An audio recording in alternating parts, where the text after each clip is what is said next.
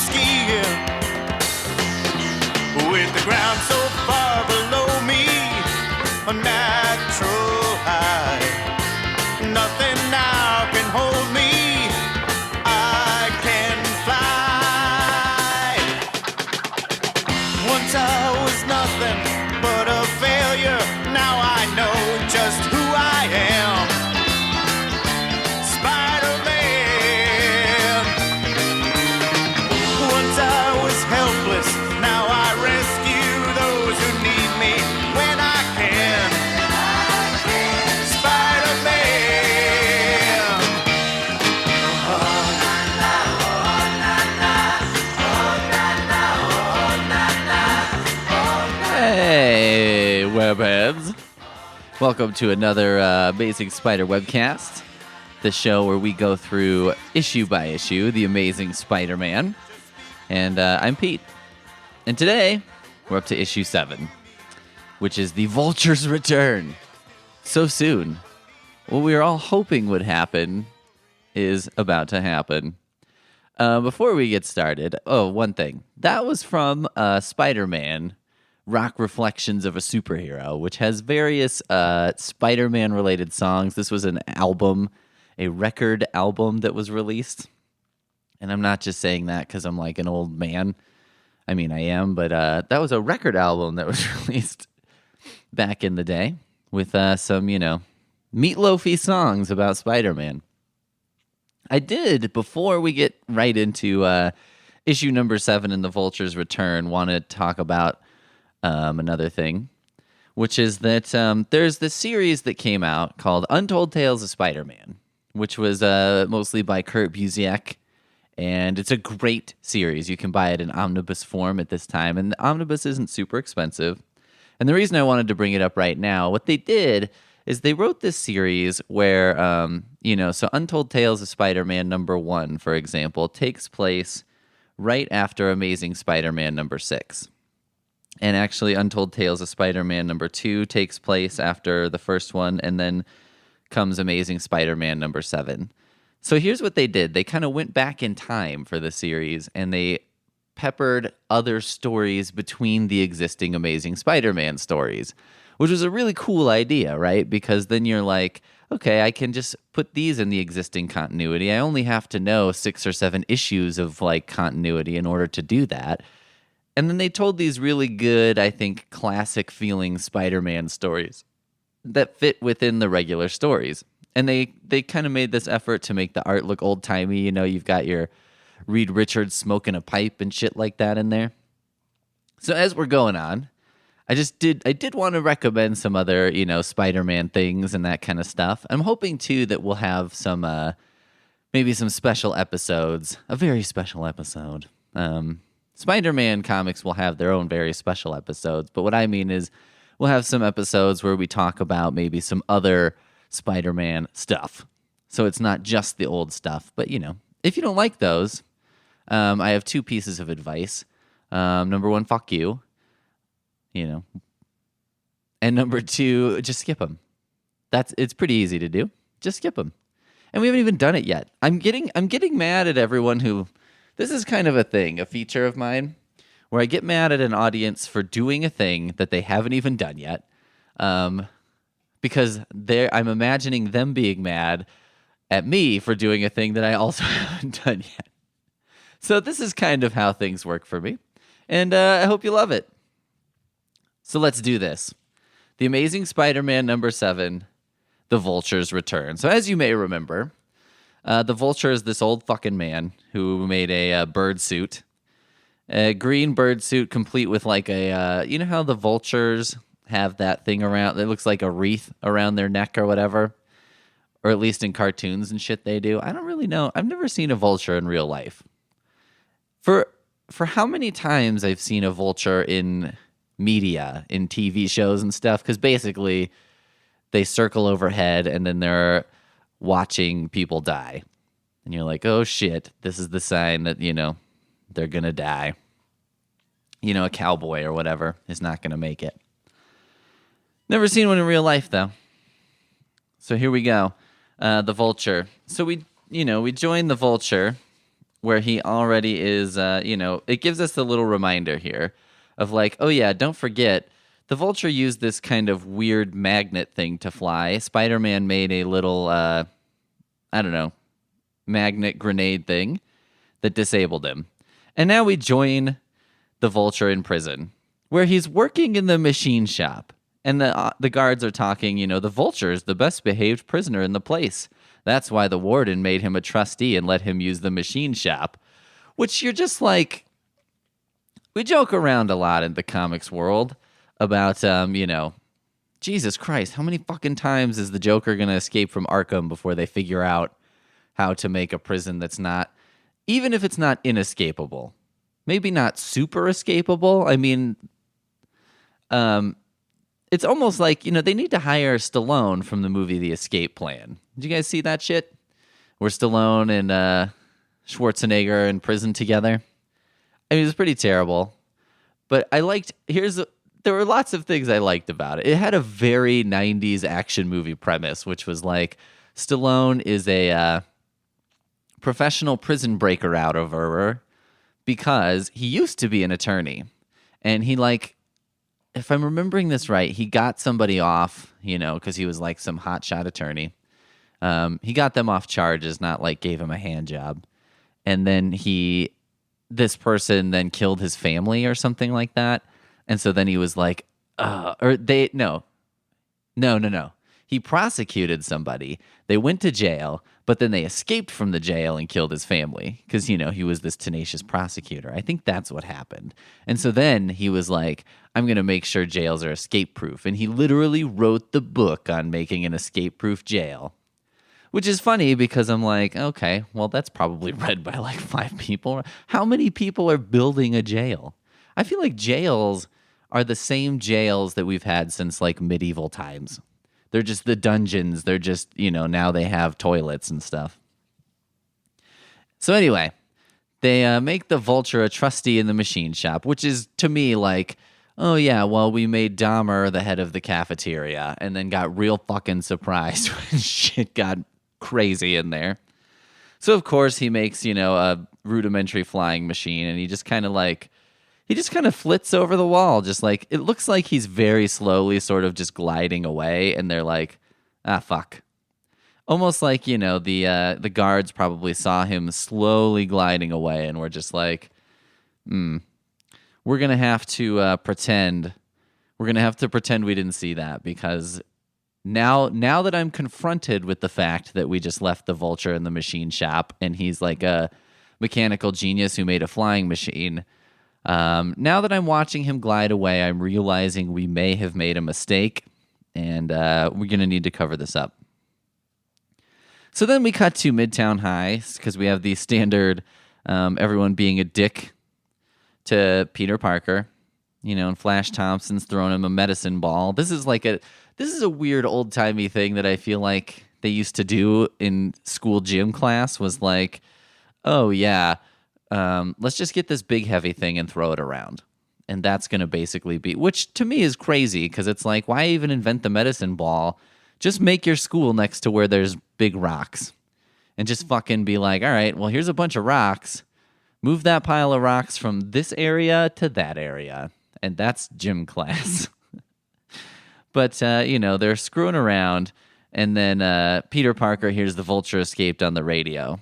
So, they're playing with the medicine ball or whatever, and then Peter Parker has to make an excuse to get out. So he's like, ugh, it's not too much for me, Flash. I just have a headache, that's all. And Flash says, strange how you always get those headaches whenever something exciting is going on, which this sounds exactly like sitcom dialogue when, the dude wants to have sex and the wife is like, no. Oh, you always get these headaches when something exciting is going on. You're like, oh, okay, were Peter Parker and Flash having sex? I don't think so, but I don't know. And of course, Peter Parker's at home, this double identity jazz is for the birds. I can't take much more ribbing as Peter Parker. Sooner or later, someone's going to lose a mouthful of teeth, which, I keep waiting for this to happen to Flash Thompson, because at this point, it's definitely deserved. If Spider-Man has a superpower, he must also have the proportionate patience for assholes of a spider, which must be very high. I didn't really realize that spiders had that ability, but now I know. Now I know better. And this is the truth. So, he gears up. And this is a thing they did in the comics too, was they kind of would show him like, oh, here's my web shooter. I'm getting my camera all ready. Look at that. Isn't that cool? I've been thinking about, so I'm not a big tattoo guy. I have one tattoo. And I was like, it would be cool to have a Spider-Man tattoo, but I don't know what kind to get really. But then I was thinking, man, it would be fucking great to get a web shooter tattoo. Although I don't think hand tattoos really work. Am I wrong? Can someone tell me if I'm wrong? By the way, we have a thing. If you're familiar with Marvel Comics, they had a thing called a No Prize, which was just an envelope with nothing in it. And it was like, congratulations, you've won a No Prize. Well, we have a Helpful Snowman No Prize. Helpful Snowman being the sort of network that we're on. So if and I make an error, feel free to point it out to me. And I'll send you a no prize, and just be aware that I will probably just mock you for, correcting me. And that's kind of how the exchange works. So basically, it turns out, so the Vulture is just flying around robbing people at gunpoint, it turns out. I thought, he fixed his flying shit, and he basically has just got a gun, and he's like, flies into someone's office, has a gun, and is like, hey, give me all your shit. Which I think is kind of amazing, because it seems like he's worked out something that we still today have not worked out, 50 whatever years later, which is like flying, just having a flight suit. I mean, it's pretty fucking amazing, right? Like if we can all just fly around, it's like having a jetpack, but better. And yet he's given very shockingly little thought to, oh, well, maybe I should have some kind of more threatening weapon or some kind of thing that convinces them to give me money, other than just pointing a gun and being like, hey, give me a gun or give me your shit. So Spider-Man finds him. He tries to, he's like, I'll just use the same device. But, of course, the Vulture is keen to that. And he's created some kind of, different suit. So it won't work this time. So then, he pretends he's falling to the ground. Then he swoops up and punches Spider-Man right in the face a couple times and kicks him in midair in the face.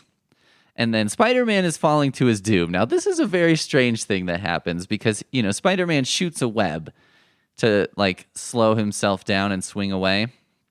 And it actually shows the web kind of just going straight up in the air because he misses the building, right? It goes straight up in the air and doesn't hit anything.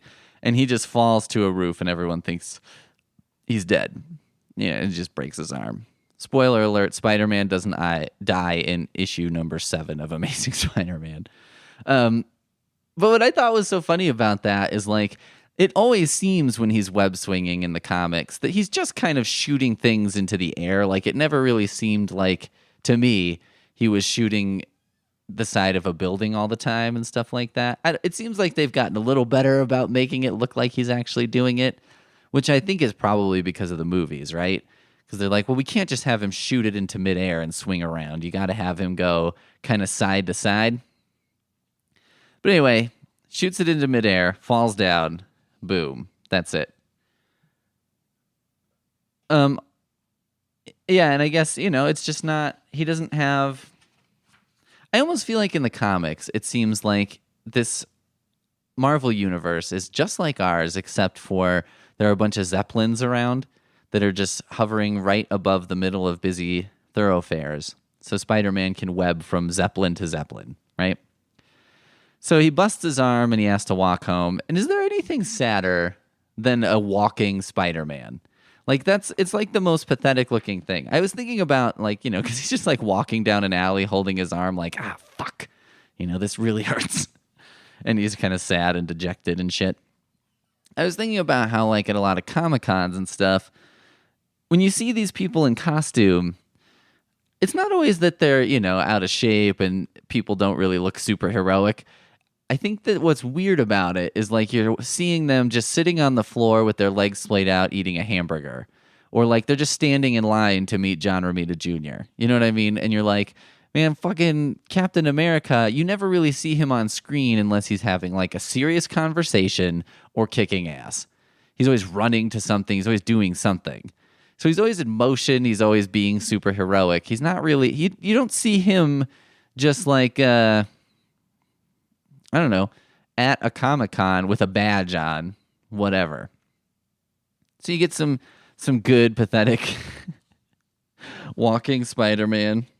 You also, of course, he has to go back to school with his busted arm. And, it's got that old-time busted arm thing where it's like, well, I just took an old sheet and made a sling for myself. And Flash Thompson is like, oh, how'd big brave Peter hurt his poor little arm? Did you try and turn too many heavy pages at one time, bookworm?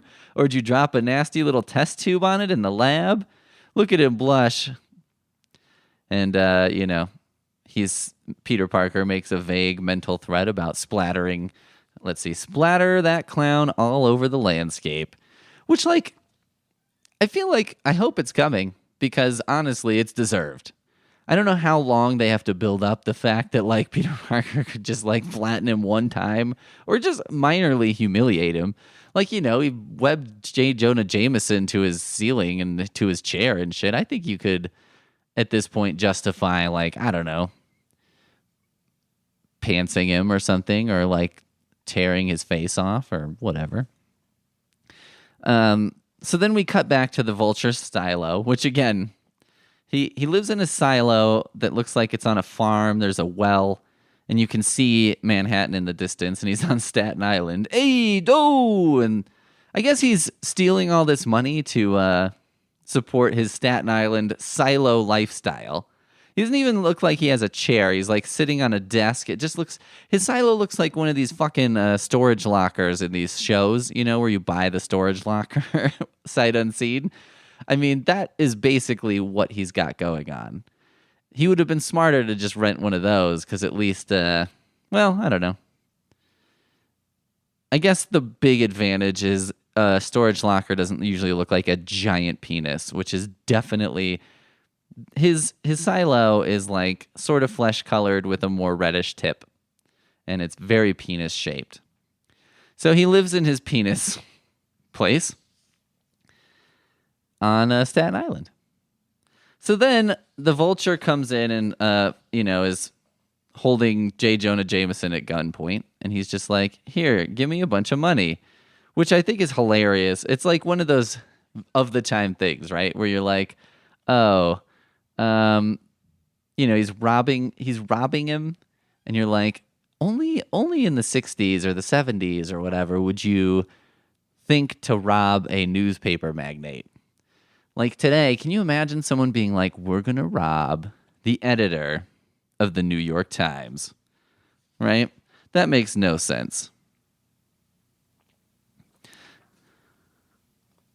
So then we have our Spider-Man Vulture fight. He's like, all right, well, I'm going to just willpower it and go kick his ass. Now, what's interesting is this is definitely a part where Spider-Man, he has something where he actually is saying, I've got to keep ribbing him. My only chance is to make him so angry he won't notice my injured arm. And this, I think... as we've been reading through, is kind of the origin of the Spider-Man quipping, joking, making fun, the first sort of explanation of this, which is there are these things that are in comics that I think are just in comics, and then they kind of have to retroactively explain it. For example, I would say a famous one, Batman, for a long time had a yellow circle around his bat symbol on his chest.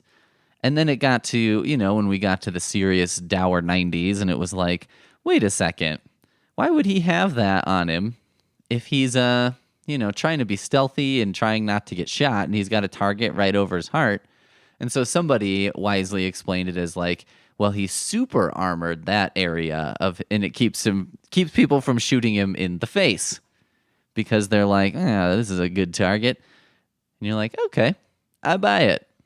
So there you go. We did that with Spider-Man. Why is he always narrating out loud what's going on and making these jokes? And it's it's to distract his foes. So Spider-Man is kind of fighting the Vulture while trying to get Betty Brant and J. Jonah Jameson out of the way. he kind of leapfrogs J. Jonah Jameson at one point and totally grabs a handful of his ass. Like his palm is right on J. Jonah Jameson's asshole, which is great. So they got his strategy. They have one of these fights in this big thing. This is another thing that I wonder if this exists anymore, if it'll go away completely, is like the giant newspaper production room, which is like they're printing the newspaper on these huge reels and all these fucking cogs and machines are flying around. And of course, I don't understand, I guess, newspaper production, which might be a big surprise. I know that's a shocking revelation. But like, why did it have to be that big? Newspapers didn't seem that big to me. I don't understand why, they had to produce the newspaper in a warehouse the size of like a fucking college campus. They're like, this is the only way we could do it. I don't know. I'm sure there's a reason. So anyway, they have a midair battle. And basically, Spider-Man defeats the Vulture by webbing him all up, mummifying him in a way. And the Vulture's like, you fucking asshole, we're both gonna die. But then Spidey makes a nice web parachute, and they slowly make their way to the ground.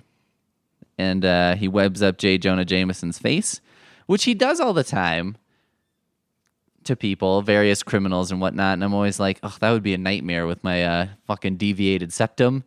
I'd be like dying trying to get this web off me because I can hardly breathe. And so then we have, Peter Parker changes back into his clothes, victorious. And he says, the worst thing about being Spider-Man is changing clothes a zillion times a day. Which you're like, oh, that's the worst thing about being Spider-Man? That doesn't seem so bad, changing clothes. I mean, that's also the worst thing about, like, going to the gymnasium or spilling a drink on yourself. So considering the exchange there, I feel like it's all right.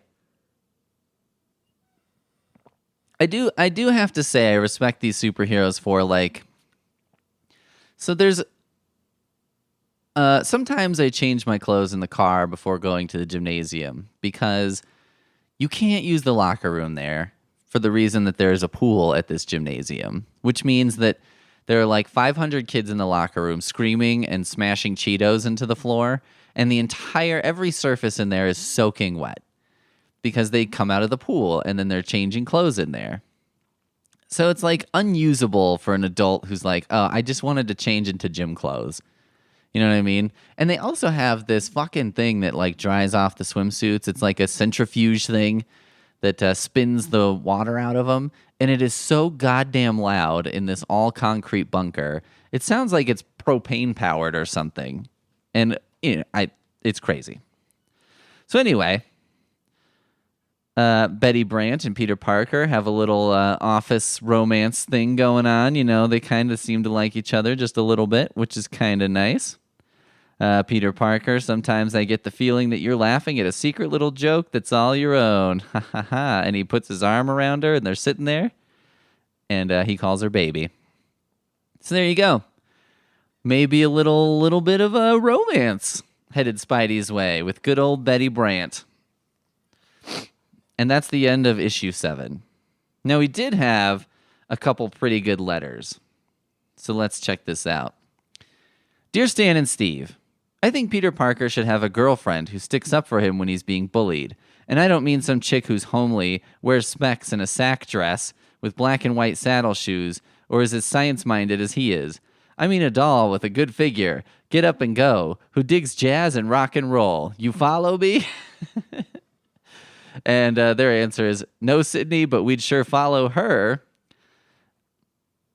And so this is, again, like, I always wondered about, are these letters planted? Or is this, to get people kind of ready for what's coming? Or are the letter writers genuinely influencing? Because that sure sounds like a Mary Jane to me. But there you go. Dear Stan and Steve, I just got issue number 4 of Amazing. Do you like how when I'm reading these, I can't help but like my voice almost cracked right then? It's just like when I'm reading a letter to Spider-Man, it's just boom. I just got issue number 4 of The Amazing Spider-Man, and it is to the greatest of all Spider-Man issues. Sandman is the best villain he has ever fought. I think the word amazing should be left on the title of the comic, for I think it is part of the title, and Spider-Man is amazing. I would like to see Spider-Man talking with the spiders like the Ant-Man does with ants and the Wasp does with wasps. From Larry. And their answer is, and we suppose you'd like to see Iron Man talking with pieces of iron? Oh, well, as usual, we'll wait for the comments from our fans out there in Magland. Yeah, I mean, this is like a thing. Doesn't seem necessary, right? They always try to do this with superheroes, and it doesn't seem to work that well to me. Like, Aquaman can talk to sea creatures, and you're like, eh. And Ant-Man can talk to ants, and you're like, eh. You know, you go watch Civil War, and you're like, yeah, I guess he can control ants, but that seems to be the least exciting part of what he's able to do. So kind of glad. I don't think they really ever went that way, and I think that's probably for the best. That they're not like, ooh, he could control spiders.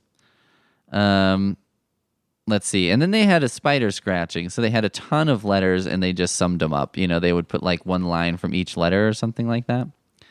So you ought to have Spider-Man in the Army or Navy helping them. Good idea. Yeah, that's a good idea.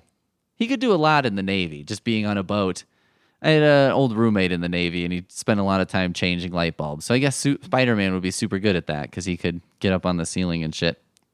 Your July issue of Spider-Man was so good that I had to write or explode. The FF will be sorry they turned down Spider-Man when he wanted to join up. That's true. Dr. Octopus has just got to make a comeback. I think you might get what you want, Leonard. Keep the public wary of Spider-Man and keep him a loner, Danny says. I think Spider-Man should have a super partner to help him out even if he doesn't need help, says Robert. Yeah, where is Spider-Man's sidekick? He's never really had a long-term sidekick, which I think is a good thing. I think that sometimes, especially, this seemed like a big DC thing, that they were like, we're going to give the superheroes a boy sidekick because people can't identify with Batman, but they could imagine being his boy sidekick, right? And you're like, I don't know. Not really. Yeah, boy, you know what I would sure love is I can't identify with being Batman, but I could definitely identify with being captured by Batman's enemies and being used as a pawn to force Batman into a dangerous situation. That actually does seem likely.